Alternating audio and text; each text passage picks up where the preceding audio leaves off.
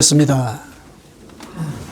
신약성경 빌립보서 2장 13절에서 14절까지입니다. 빌립보서 2장 13절에서 14절까지 같이 봉독하겠습니다. 너희 안에서 행하시는 이는 하나님이시니 자기의 기쁘신 뜻을 위하여 너희에게 소원을 두고 행하게 하시나니 모든 일을 원망과 시비가 없이 하라. 아멘. 오늘은 이 본문의 말씀을 가지고 우리가 신앙인으로서 어떤 이 사고의 태도, 어떤 마음가짐을 가지고 우리의 앞길을 바라봐야 될 것인가, 그 점에 주안을 둬서 메시지를 같이 나눴으면 좋겠습니다. 오늘 말씀을 이제 준비하게 된 계기는 우리 이모님이 책을 주신 것 있죠.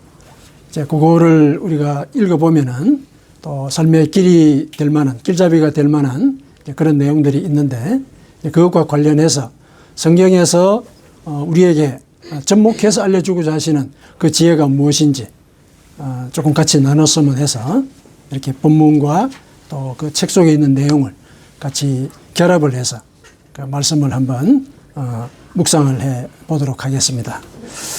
자, 우리가 이 땅을 살아갈 때 사실상 꿈을 꾸지 않습니까? 그러니까 목표가 있죠. 뭔가를 이루고자 하는 그런 어떤 야심일 수도 있고 또 내 인생의 목적일 수도 있는 그런 꿈들을 우리가 꾸고 있습니다.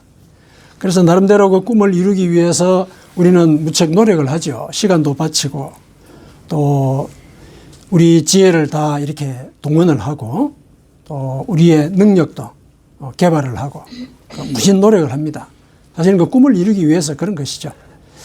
그래서 그 꿈을 이루어가는 과정 속에서 이제 많은 사람들이 그 지혜의 말씀을 일러주지 않습니까? 그 중에서 제일 예를 들면은 많은 사람들에게 힘을 주고 또 힘을 주는 만큼 또 결과도 있는 그 말씀이 이제 긍정적인 사고를 해라. 그러니까 이런 이제 얘기들을 많이 하고 또 우리가 많이 들어왔습니다. 긍정적인 사고를 해라. 앞길에 대해서도 긍정적인 사고를 하고 또 자기 자신도 그렇게 믿어라. 그러니까 이런 취지의 이제 얘기를 하는 것이죠.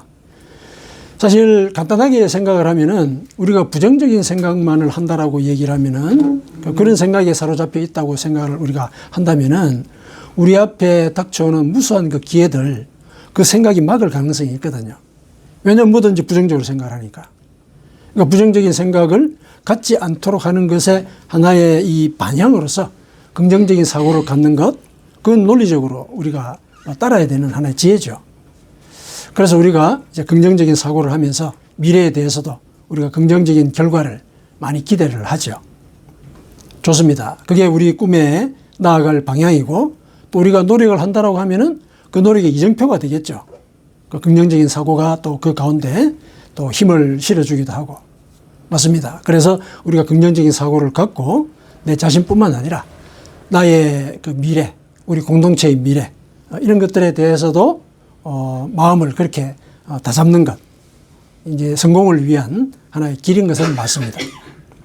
근데 우리가 이제 그런 긍정적인 사고를 한다라고 얘기했을 때 전제가 우리가 하나님을 믿는 사람이란 말이죠. 하나님을 믿는 사람.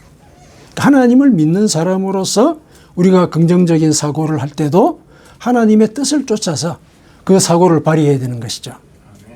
왜냐하면은 이게 전제가 안 되면은 이 긍정적인 사고의 끝은 자기 욕망이거든요. 자기 꿈이거든요. 우리가 하나님을 모른다라고 얘기했을 때 예를 들어서 우리가 추구하는 그 목표의 끝은 내 욕망인 거예요. 결국에는. 그렇지 않습니까?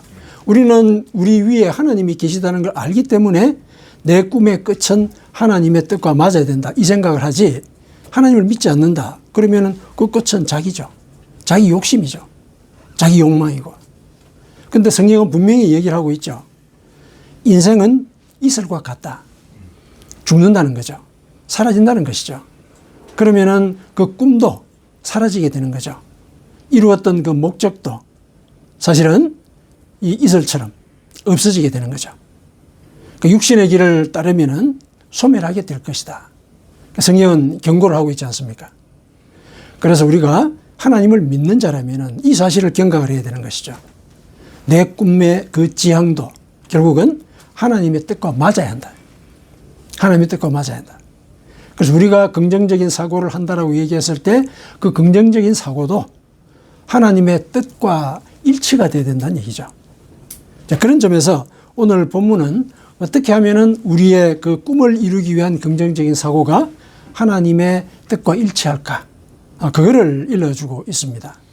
그래서 오늘 본문을 통해서 하나님을 믿는 자로서 이 땅에서 하나님의 뜻을 이루며 또 우리의 꿈도 함께 이루어가는 그 길, 그 길을 위한 우리의 마음가짐, 이걸 우리가 같이 한번 살펴봤으면 좋겠습니다.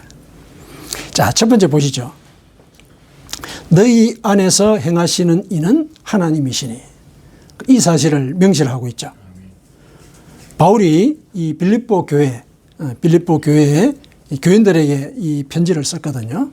근데 그 빌립보 교회가 어떤 교회냐 하면은, 바울이 주로 소아시아 지역에서 전도를 했거든요. 소아시아 지역에서.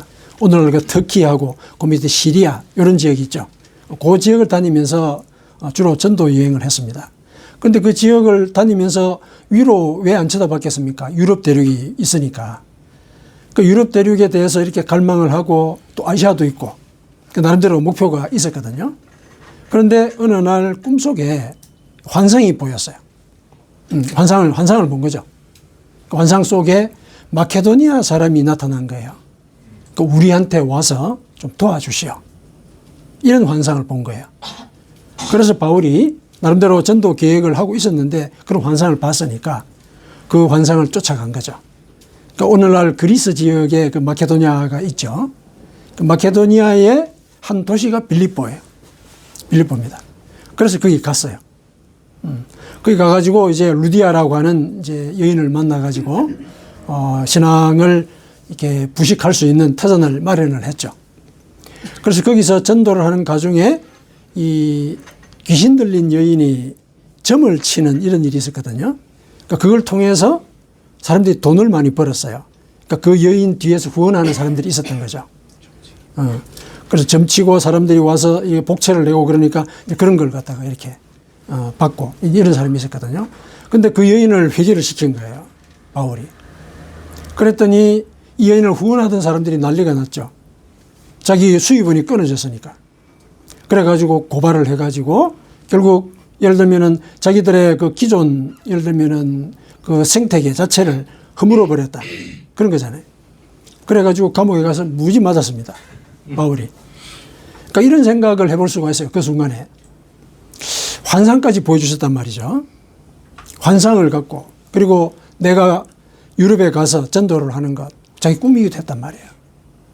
근데 와서 정작 전도를 하는 과정에 박해를 엄청 당했단 말이죠. 그러면 바울은 조금 생각을 했을 것 같아요. 이 내가 가지고 있는 꿈이라는 거 이게 뭘까? 고민을 했을 것 같아요. 그리고 이 꿈에 대해서는 자기뿐만 아니라 그 빌립보에 있는 사람들도 똑같이 마찬가지의 그런 상황일 수도 있는 거죠. 왜냐하면 우리가 일상을 살아가면서 꿈을 꾸지만 꿈대로 안 되잖아요. 오히려 그 꿈은 꿈을 갖는 순간 박해가 시작이 되는 그런 아이러니들이 있지 않습니까? 왜냐하면 꿈이라고 하는 게 뭡니까? 현실이 예를 들면은 원활하지 않기 때문에 그걸 극복하기 위한 과정에서 상상을 하는 거잖아요. 그러니까 현실이 그 꿈에 대해서는 방해가 될 수밖에 없는 거예요. 뒤집어 얘기하면은. 그러니까 꿈을 꾸고 그 꿈을 위해서 일하는 순간 박해가 시작되는 게 그게 원리인 거예요. 그게 원리인데 사실 우리 마음은 안 그렇죠. 꿈을 꾼 대로 이루어지기를 원하잖아요. 그래서 바울도 고민을 한 것 같아요. 그러니까 나와 같은 이런 고민.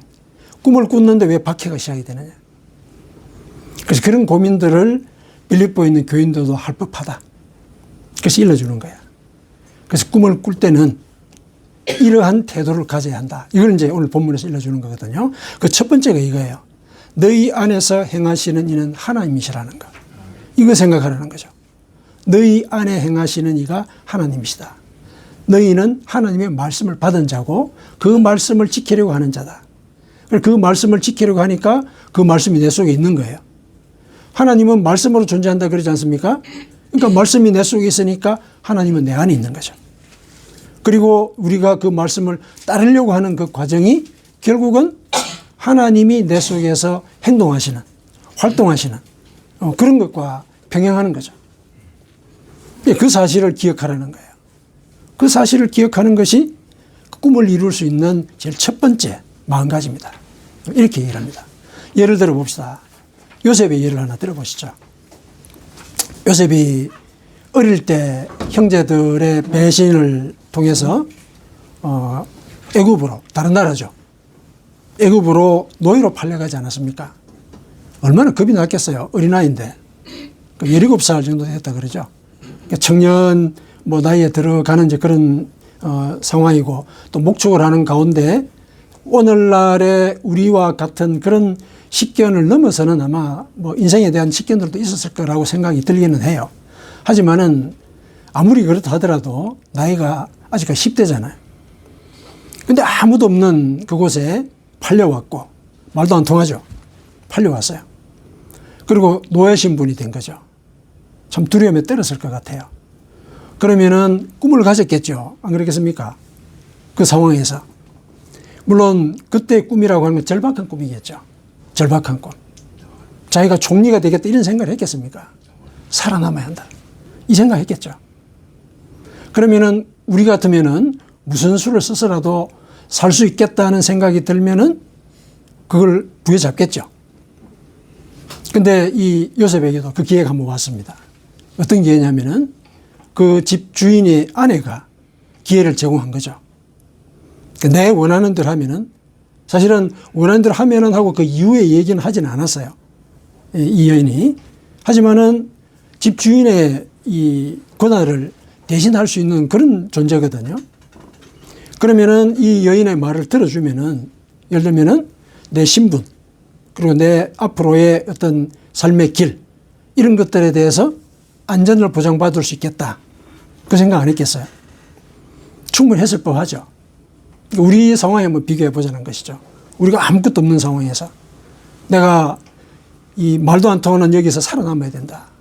그런데 저 여인의 요구만 들어주면은 내가 그 길을 얻을 수가 있다. 이런 생각을 했다고 생각해 보십시오. 근데 그 제안을 들었을 때 요셉이 뭐라고 얘기를 했습니까? 내가 어찌 하나님 앞에서 이 큰 악을 행하겠습니까? 이런 얘기를 했거든요. 여기에 주목해 봅시다. 과연 어떻게 요셉이 그 상황에서 이런 말을 할 수 있었을까? 그리고 예를 들면은 그 요구를 들어줬을 때 얻을 수 있는 그 미래의 이익뿐만 아니라 이 젊은이잖아요. 청년이잖아. 몸이 막 이렇게 막 살아 움직이고 하는 그런 상태잖아요. 근데 그런 상황에서 그런 이 상황을 해소해 줄 수 있는, 예를 들면 그런 제안이 들어왔단 말이죠. 근데 어떻게 이걸 거부를 할 수 있을까? 이걸 거부할 수 있을까? 그거 한번 생각해 보자는 것이죠. 어떻게 그 요셉이 어떻게 하나님 앞에서 내가 이 큰 죄악을 저지를 수 있겠습니까? 이런 얘기를 할 수 있었을까? 우리는 짐작할 수 있죠.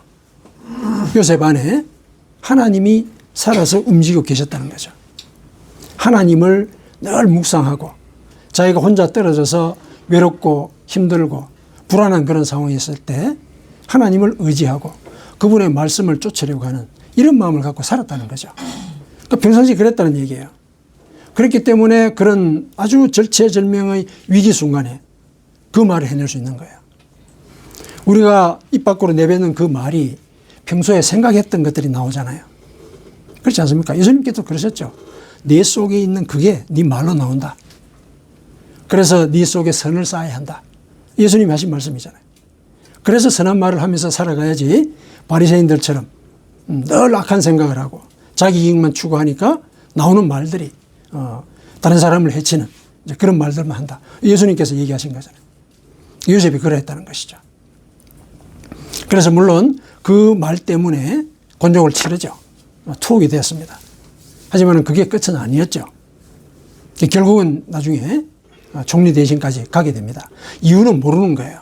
이유는 몰라요. 그러나 그는 자기 속에 하나님이 움직이고 계신다. 행하고 계신다. 그거를 증명한 거예요. 그 사실을 증명한 거예요. 자기가 하나님을 믿고 있다는 사실. 내 뜻대로 가면은, 예를 들면은 내가 원하는 목적은 구할 수는 있지만은 내 뜻대로 안 한 거잖아요. 그래서 하나님의 뜻을 따라갔다는 것. 그거는 자기가 그 순간에는 구현을 한 것이기 때문에 그가 자기를 믿은 거예요. 내 믿음이 있다는 걸 자기가 믿은 거란 말이죠. 그런 상황이 중요한 것이죠. 자, 그 다음에 이런 이제 마음을 가져야 되고, 두 번째 보십시다. 자기의 기쁘신 뜻을 위하여 너희에게 소원을 두고 행하신다. 여기에 대한 인식을 갖고 있어야 된다는 얘기죠. 그러니까 하나님이 우리에게 뭔가를 하고자 하는 이런 생각을 갖게 하시는데, 그게 생각을 갖게 하시는 그 밑바닥에는 하나님의 기뻐하시는 뜻이 있다는 거죠. 기쁨이라는 걸 우리가 정의를 할 때 뭐라고 정의를 했습니까? 기쁨이라고 하는 거는 생각의 일치 순간, 그게 기쁨이다. 그게 기쁨을 보장한다. 그렇게 얘기하지 않았습니까? 하나님이 기뻐하신다는 얘기는 하나님의 생각과 내 생각이 일치한다는 거거든요. 그걸 하나님이 기뻐하시는 거죠. 기뻐하시니까 하나님이 그 기쁘신 뜻대로 행하시는 거죠. 그런 일이 생기는 거거든요. 그러면 그게 뭡니까? 결국은 하나님의 뜻을 따르는 것인데, 하나님의 뜻이 뭐예요? 내 인간적인 욕망을 내려놓는 거죠. 내가 뭘 하겠다. 그걸 내려놓고 하나님이 나를 통해서 뭘 이루고자 하시는가. 내가 비록 계획은 한단 말이죠. 인간적으로 계획을 해요. 왜냐하면 상황에 처한 사람은 나고 어려움을 겪는 사람은 나니까 내가 그걸 이겨내기 위해서는 내가 계획을 해야 돼요. 그렇죠. 그거는 맞죠. 왜냐하면 그 꿈의 주체도 나고, 그리고 내가 그 꿈을 만들어 갈 때 실행을 해야 되는 존재도 나니까 내가 계획은 해야 돼요. 근데 내가 계획을 할 때 그걸 내 힘으로 이제 하려고 하는, 그게 이제 일반적인 생각이라는 얘기죠. 그러나 하나님은 네가 하려고 하지 말고 나의 능력에 맡기라. 이게 하나님 하시는 얘기죠. 우리가 늘 하시는 말씀이 그거 아닙니까? 나의 능력에 맡기라. 근데 하나님은 보이지 않으시기 때문에 우리가 그러기가 쉽지가 않죠. 하나님께 우리 능력을 맡기기가 쉽지가 않단 말이죠. 그러나 하나님은 거기서 너의 믿음을 증명할 수 있다. 이렇게 얘기하시는 거죠. 보이지 않는 것을 믿는 것. 그게 네 믿음이다. 이렇게 얘기를 하시는 거죠. 그걸 내가 기뻐한다. 그걸 누누이 얘기하시죠. 그래서 내 능력, 내 지혜, 그걸 일단 내려놓고 당신의 뜻이 뭔가, 이걸 구하라는 얘기죠. 그 얘기예요. 이게 하나님께서 우리 속에서 꿈을 이루도록 인도하신다라는 이 표면적인 말 그 밑에는 내가 이룰 것이니까, 내가 너 속에서 그 꿈을 이루도록 할 것이니까 너는 내 욕망을 내려놔라. 그 얘기를 하고 있는 거야. 내 욕망을 내려놔라. 이 얘기를 요셉에게 다시 한번 적용을 해 보십시다. 요셉에게 적용을 해서 그 어떤 사례로 우리가 파악을 할 수 있는지 한번 보시죠. 요셉에게 예를 들면은 그 형제들이 나중에 찾아오지 않았습니까? 형제들이 찾아왔죠. 가뭄 때문에 이제 굶주려가지고 찾아온 거예요. 찾아왔습니다. 물론 이제 서로 이렇게 알지는 못하죠. 요셉은 지금 총리 대신이 되어 있거든요. 신분이 변화가 돼가지고 알 수가 없죠. 감히 얼굴을 들고 마주 볼 수 없는 그런 그 위치에 있는 그런 존재가 되어버렸거든요. 근데 요셉은 알잖아요. 자기 형제들인 줄. 자기 형들이죠, 주로. 형들이라고 이제 하는 걸 알았죠. 알았다면은 옛날이 기억이 나지 않겠습니까? 어떻게 했어요? 우리 같으면 어떻게 했어요? 사실은 나를 이렇게 사지로 보낸, 그런 사람들이 왔네. 만일에 요셉은 이들을 용서했기 때문에 그렇지만 용서 안 하고 있었다면 어땠을까? 원수를 갚을 수 있는 기회라고 생각하겠죠. 그렇죠? 그러나 이제 혈육이라서 원수는 갚지 않더라도 그러면은 내가 옳았다는 사실, 내가 꿈 얘기를 했을 때 그 형들이 질투를 하고 질시를 하고 나를 시기해가지고 박해하고 나를 팔아버렸지만은 내 꿈이 옳았다는 것을 한 번쯤은 확인하고 싶었을 수도 있을 것 같아요. 그래서 그 자리에서 자기를 밝히고, 그때 당신들이 나를 박해해가지고 일로 보냈는데 내가 지금 이렇게 됐다. 바로 그 자리에서 밝혀가지고 아마 조금 형들로 하여금 그 자리에서 생명의 불안을 느끼게 해서 오히려 살려달라고 얘기를 하게 만들고 싶은 그런 생각을 했을 수도 있거란 말이죠. 일반적으로 생각을 하자면. 그게 이제 사람의 생각일 수 있는 거죠. 왜냐하면 원한이 있다면은. 근데 요셉은 이제 그러지 않았죠. 왜 그랬을까? 왜 그랬을까? 물론 궁극적으로 이제 하나님의 뜻을 쫓아서 그런 것인데 요셉의 삶 속에서도 그 근거를 찾아볼 수가 있을 것 같아요. 지금 형들은 생명 때문에 왔어요. 밥을 안 먹으면 죽는 상황이잖아요. 그래서 경계를 넘어서 국경을 넘어서 온 거거든요. 국경을 넘어서 왔어요. 그러니까 생명에 대한 그런 불안, 그게 사로잡혀 있는 그런 상태예요. 근데 요셉은 실은 자기가 먼저 그걸 겪었죠. 어린 나이에 말도 안 통하는 곳에, 그리고 노예가 돼가지고 매도 얼마나 맞았겠어요. 말 안 통하니까 이렇게 지시한 대로 잘 못하다가 당연히 맞았겠죠. 그렇지 않겠습니까? 나중에 히브리 민족들이 노예가 되어가지고 이집트 십장에게 당할 때 그 모세가 이렇게 가서 처리를 하지 않았습니까? 때를 팬단 말이죠. 말 안 들으면은. 말이 안 통하니까 요셉이 처음에는 많이 맞았을 거란 말이죠. 그때 무슨 생각하고 살았을까? 살아남아야 된다. 나 살아남아야 된다. 그 생각을 절박하게 했을 것 같아요. 그 절박한 그 심정을 요셉은 아는 거죠. 형들도 저런 심정으로 왔을 것이다. 저들만 왔지만은 아버지, 그리고 우리 다른 어머니들, 아마 이 형들이 돌아가지 않으면 죽게 될 건데 어떻게 될까? 아주 그 간절한 그런 마음을 갖고 왔을 것이다. 그 마음을 요셉은 읽었을 거라 생각을 합니다. 그래서 자기의 원한을 풀 생각을 안 한 거죠. 그게 이제 하나님이 원하시는 뜻이기도 하고. 그래서 이런 간절한 마음, 이 간절한 마음을 갖고 그 형들을 본 거죠. 그때 요셉은 자기의 그 욕심을 사실상 내려놨다고 볼 수 있습니다. 억울하지 않습니까? 사실은 그렇죠? 억울하거든요. 근데 억울함을 풀기 이전에 형들의 처지를, 그리고 자기가 겪어왔던 그 절박한 처지에 대한 그런 공감, 이런 것들이 먼저 작용을 한 것이죠. 그래서 자기의 뜻을 내려놨습니다. 그 뜻을 내려놓는 그게 또 하나님이 원하시는 것이죠. 그게 하나님이 원하시는 것이죠. 하나님은 원수가 줄일 때 뭐라 하라 그랬습니까? 먹이라 그랬거든요. 그리고 너를 핍박하는 자를 위해서 기도하라 그랬거든요. 왜 그러냐? 그게 사실은 가장 뒤끝 없이 복수하는 길이다. 그게 하나님 일러주신 길이거든요. 왜냐하면 그렇게 할 때 그의 머리에 숯불을 붓게 될 것이다. 이 얘기를 하셨잖아요. 깨닫게 된다는 얘기죠. 깨닫게 된다는 얘기예요. 원수들도. 그러니까 사람이라면 생각한다는 얘기죠. 자기가 잘못했는데 그 잘못에 대해서 보복을 하지 않고 내가 공경에 처했을 때 나를 구해줬다. 그래서 스스로 깨닫게 하는 거죠. 스스로 깨닫게 하는 거예요. 그러니까 사람이라면 그렇게 한다는 얘기죠. 하나님이 그렇게 일러주셨다는 얘기는 적어도 내가 만든 존재는 그러하다. 그 얘기하시는 거예요. 그래서 그 뜻을 따른 것이다. 요셉은. 그래서 우리가 긍정적인 사고를 갖고 꿈을 만들어 나가는 그 과정에서도 내 욕망을 먼저 맙시오지 말라는 얘기죠. 하나님의 뜻이 뭔가? 그 뜻이 나를 통해서 어떻게 이루어질 것인가? 그거를 먼저 고민하라는 얘기죠. 그걸 먼저 고민해야 된다. 그렇게 할 때 하나님께서 결국은 이 요셉을 그 대제국의 총리 대신으로 만들어주지 않았습니까? 자, 그 다음에 세 번째 보십시다. 세 번째, 모든 일을 원망과 시비가 없이 해라. 우리가 꿈을 이루어 나가는 그 과정에서 그 꿈이 나의 삶에만 이렇게 오로지 적용이 되는 그런 경우는 없거든요. 왜냐하면 내가 공동체 속에서 살잖아요. 그럼 내가 이룬 그 꿈도 결국은 공동체의 음으로 양으로 영향을 미치죠. 그렇지 않겠습니까?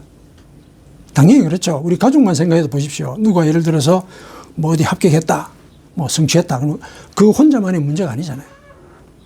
가족이 다 기뻐하고 즐거워하고 또 어려운 일을 당하면은 또 같이 힘들어하고 그러잖아요. 그게 공동체잖아요. 그러니까 내가 꾸는 이 꿈이 나 혼자만의 꿈이 아니라는 사실, 이걸 알아야 되는 거죠. 그래서 그 꿈의 결실을 이루었을 때는 그 결실을 공개적으로 예를 들면 공동체와 나눌 수 있어야 한다는 얘기예요. 그 꿈의 결실을 가지고 자랑하거나 또 이렇게 이 시기를 불러일으키는 이런 어떤 작용을 한다. 그렇게 되면은 원망과 시비가 생기겠죠. 생겨요, 사람들은. 아무리 저 사람이 노력을 하는 데서 내가 조그만치도 기여를 안 했다 하더라도 공동체에 있다는 사실만으로 그 사람이 성공을 했고 성공한 그거를 우리에게 자랑한다. 그럼 사람 속이 막 부풀 끓어요. 그게 사람이거든요. 그럼 어떻게 하라는 얘기입니까? 우리가 거둔 그 꿈의 결실을 나누는 거죠. 나누는 거죠. 그렇게 했을 때는 원망과 시비가 없다는 거거든요. 이걸 우리가 기억을 해야 됩니다. 그 꿈은 내가 꾸고 내가 열심히 노력해가지고 성취해 가는 것 같지만은 결실의 문제에 있어서는 공동체의 문제가 되는 거예요. 왜냐하면 내가 공동체 속에 있으니까. 그 점을 우리가 기억을 해야 됩니다. 다시 요셉으로 우리가 돌아가 보십시다. 형들이 왔잖아요. 형들이 왔을 때 요셉이 뭐라고 얘기를 했습니까? 나중에 자기를 밝혔을 때 두려워하지 마십시오. 그러니까 내가 복수할까 염려하지 말라는 얘기죠. 두려워하지 마십시오. 생명을 살리기 위해서 하나님이 나를 당신들보다 먼저 여기로 보내셨습니다. 이렇게 얘기를 하죠. 물론 그 말을 이 형들이 곧이곧대로는 이해를 못했을 거예요. 왜냐하면 너무나 잘못했기 때문에. 그렇죠. 우리가 인간적으로 생각할 때도 이런 상황이 우리 앞에 벌어졌다면 우리는 아마 목숨을 구걸해야 되는 그런 상황을 우리가 상상할 수밖에 없을 거예요.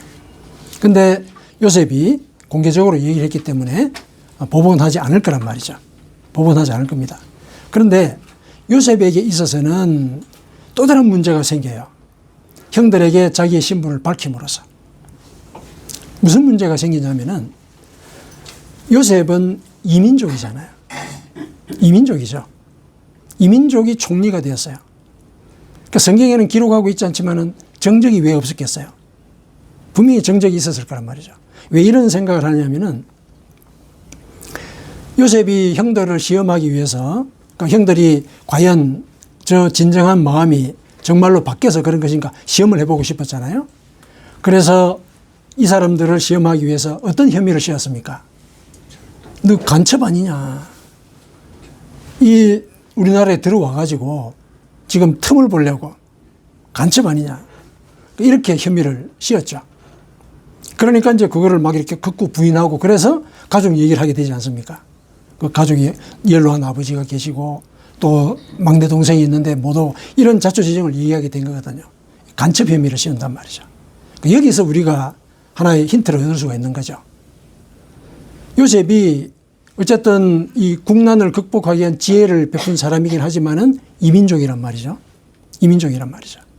그런데 이제 가만히 보니까 저 형제들을 끌어들이려 하네. 이 무시 못하는 상황이에요. 왜냐하면 나중에 결국 오게 되잖아요. 오게 되는데 70명이 들어오는 거예요. 요셉의 그 혈육이 70명이잖아요. 70명이 들어왔거든요. 이거는 정치적으로 문제가 될 법한 일이에요. 그 상황에서는. 그리고 지금 현재 그 국난의 해법이 이 차근차근 전개되고 있는 상황이잖아요. 이 흉년이 이제 이게 다 맞춰지고, 흉년이 지금 진행되는 가운데 국고에서 예를 들면은 곡식을 쫙 풀고 있고 문제가 없이 그 정책이 실행되고 있고 이 나라는 사실상 대기근이 와서도 아무 문제가 없는 그런 상황이잖아요. 문제가 해결이 됐단 말이죠. 그러면 정치인들은 움직인다고요. 자기의 예를 들면은 그 이익, 저 사람 때문에 내가 갖지 못했던 이익. 예를 들면은 총리가 되고자 했던 사람이 있지 않았겠어요? 근데 난데없이 이민족 출신의 젊은이가 와가지고 총리 자리를 딱 꿰찼단 말이죠. 정적이 있었을 가능성이 있는 거죠. 근데 이민족을 70명이나 데리고 들어온다.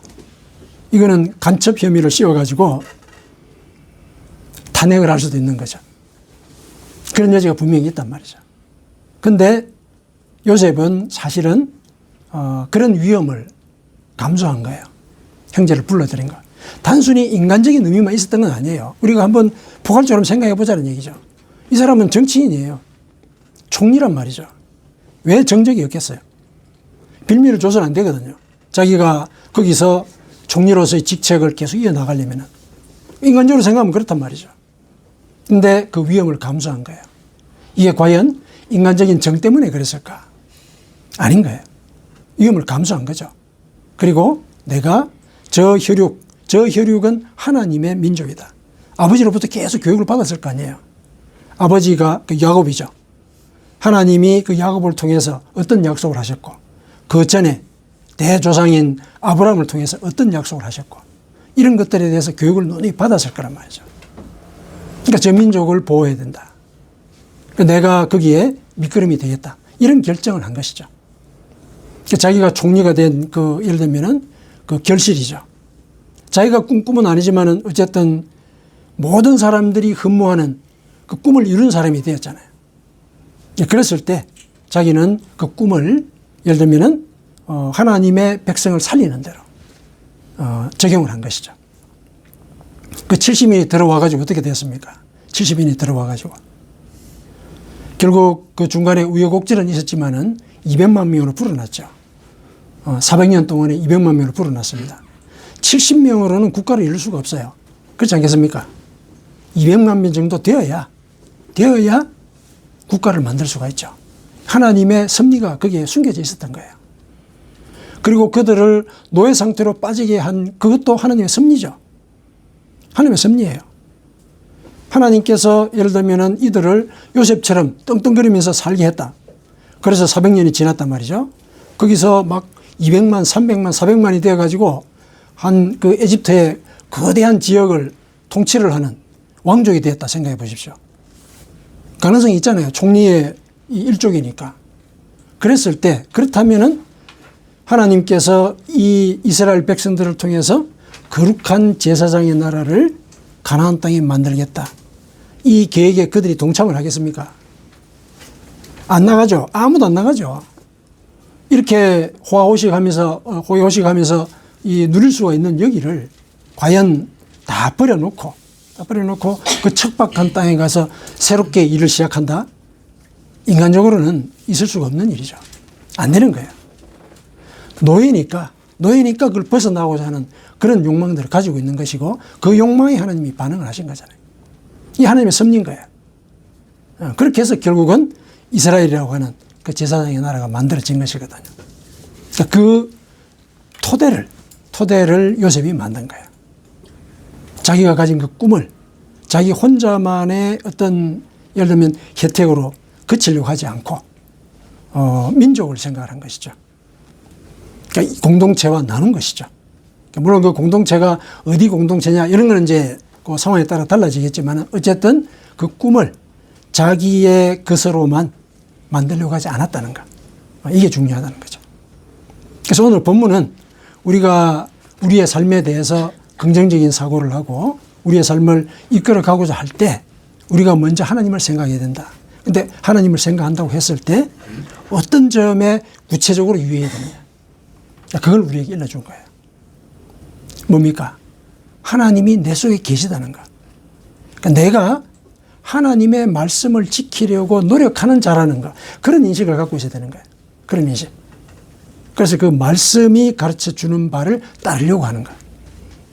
그래서 그 과정에 말씀과 내 욕망이 배치되는 갈등을 일으키는 그런 문제가 생겼을 때는 내려놓을 수 있어야 되는 거예요. 내 욕망을. 하나님이 이 뜻을 이루어 주시옵소서. 물론 여기에는 간절한 결정이 있어야 돼요. 너무나 힘들어요, 하나님. 저는 정말 이걸 이루고 싶습니다. 그런데 보니까 이게 하나님의 뜻이 아니라는 말씀을 자꾸 주시네요. 그러니까 이것만 하면 되는데 이걸 포기해야 된다. 이거는 꿈 때문에 간절하게 매달려 본 사람이라면 너무너무 힘들다는 걸 알 거예요. 근데 그거를 내려놓을 수 있는 결단. 그게 하나님을 믿는 것의 표시란 얘기죠. 그렇게 할 수 있어야 된다는 것. 그리고 그 꿈의 결실을 이루었을 때 그거를 이웃과 나눌 수 있는 그런 마음을 가져야 한다. 그랬을 때 우리가 신앙인으로서 우리 삶에 대해서 가지고 있는 그 긍정적인 사고의 결실을 하나님의 뜻에 맞도록 이루어갈 수가 있다. 아멘.